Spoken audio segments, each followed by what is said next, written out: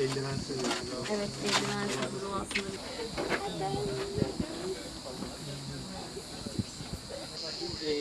Veteriner hekimimiz var şu an mesela tedavisinde. Onun tamamen atana kadar bakılıyor.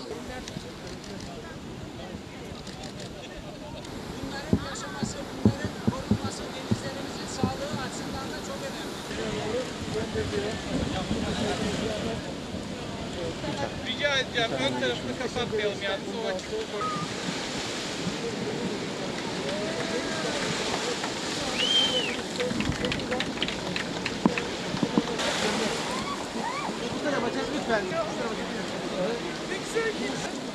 Suya doğru gidiyor sevgili izleyenler. Ve artık yavaş yavaş. Fotoğraf çekeceğim. Çok açıyı alamıyorum çünkü burada.